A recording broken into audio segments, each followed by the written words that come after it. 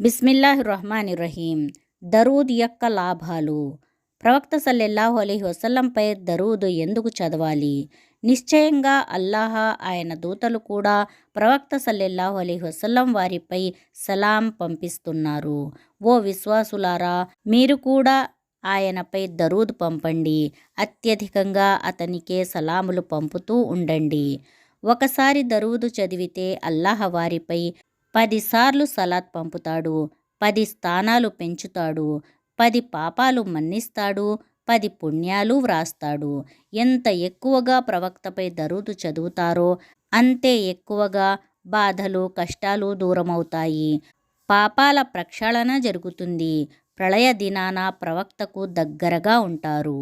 ప్రవక్త సల్లల్లాహు అలైహి వసల్లం వారు ఇలా తెలిపారు: ఒక వ్యక్తిలో ఆవగింజ అంత ఈమాన్ ఉన్నా స్వర్గంలో ప్రవేశిస్తాడు. ఆవగింజ అంత గర్వం ఉన్నా అతను స్వర్గంలో ప్రవేశించలేడు. నీరు లేని బావి దగ్గరికి, డబ్బు లేని మనిషి దగ్గరికి ఎవరూ రారు. అలాగే ఆకులు రాలిన చెట్టును అవసరం తీరాక మనిషిని ఎవరూ పట్టించుకోరు. ఇది పచ్చి నిజం, ఎవరు నమ్మినా నమ్మకపోయినా. ప్రవక్త సల్లల్లాహు అలైహి వసల్లం వారు ఇలా ప్రవచించారు: అల్లాహ్ ఆదంను భూమిలోని వివిధ ప్రాంతాల నుండి తీసుకున్న పిడికెడు మట్టితో సృష్టించాడు. అంటే అన్ని రకాల మట్టితో, ఎర్రమట్టి, తెల్లమట్టి మొదలైనవి తీసుకోవటం జరిగింది. అందువల్ల ఆదం సంతతి కూడా ఆ ప్రకారమే, అంటే తెల్లగా, ఎర్రగా, నల్లగా జన్మించారు. ఇస్లాం 5 విషయాలపై ఆధారపడి ఉంది. 1. అల్లాహ్ తప్ప ఆరాధ్యులెవరూ లేరని, ముహమ్మద్ సల్లల్లాహు అలైహి వసల్లం అల్లాహ్ యొక్క ప్రవక్త అని సాక్ష్యం ఇవ్వడం. 2. నమాజ్ స్థాపించటం. 3. జకాత్ చెల్లించటం. 4.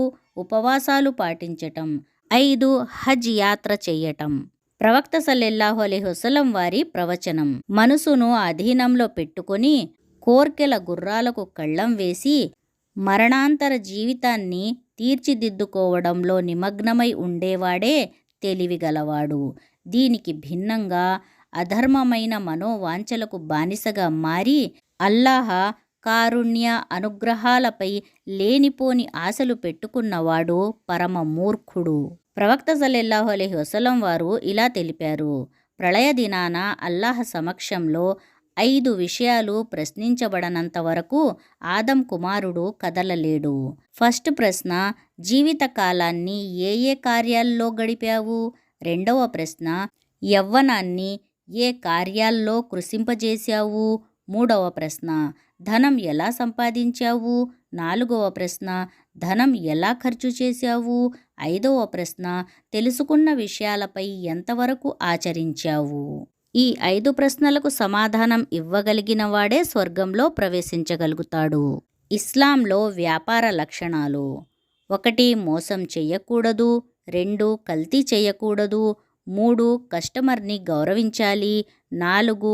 కఠినత్వం ఉండకూడదు. ఎవరైతే తాను చనిపోయిన తరువాత కూడా తన మంచి కార్యాలు నిరంతరంగా కొనసాగించాలని కాంక్షిస్తే వారు తప్పకుండా ధర్మజ్ఞానాన్ని వ్యాప్తి చేయాలి. ప్రవక్త సల్లల్లాహు అలైహి వసల్లం వారు ఇలా ప్రవచించారు: ఒక ముస్లింకు మరొక ముస్లిం ఎడల 6 బాధ్యతలున్నాయి. 1. అతనిని కలిసినప్పుడు నువ్వు అతనికి సలాం చెయ్యి. అతనెప్పుడైనా నిన్ను ఆహ్వానిస్తే ఆహ్వానాన్ని స్వీకరించు. అతనెప్పుడైనా సలహా కోరితే శ్రేయోభిలాషిగా మంచి సలహా ఇవ్వు. అతనెప్పుడైనా తుమ్మిన మీదట అల్హమ్దులిల్లాహ్ అని అంటే సమాధానంగా నువ్వు యర్హముకల్లాహ్ అని పలుకు. 5. అతను రోగగ్రస్తుడైతే నువ్వతన్ని పరామర్శించు. 6. అతను మరణిస్తే నువ్వతని అంత్యక్రియల్లో పాల్గొను.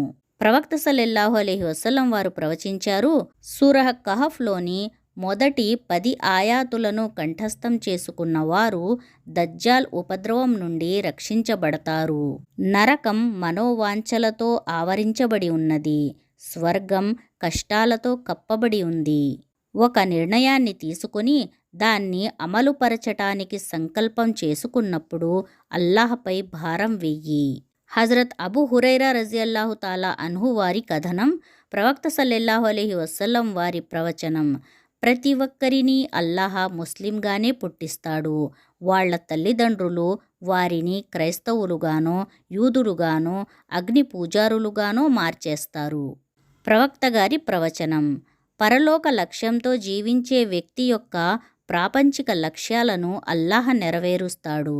వాస్తవం ఏమిటంటే అల్లాహ్ నిర్ణయించిన కాలం వచ్చినప్పుడు దానిని తప్పించటం సాధ్యం కాదు. ఇస్లాంలో జాతీయ అహంకారానికి చోటు లేదు. ధనిక పేద భేదం లేదు. అనుమానించకండి, అనుమానాలకు దూరంగా ఉండండి. అనుమానించటం మాటలన్నింటిలోకెల్లా అతిపెద్ద నేరం. ఇతరుల రహస్యాల వెనక పడకండి. అన్యాయమైన దళారీలుగా వ్యవహరించకండి. ఈర్ష్యకు దూరంగా ఉండండి. కుళ్ళు బుద్ధిని పెంచుకోకండి. ఇతరుల తప్పులు తెలుసుకోవటానికి వెనక పడకండి. పరస్పరం అన్నదమ్ములుగా మసులుకోండి.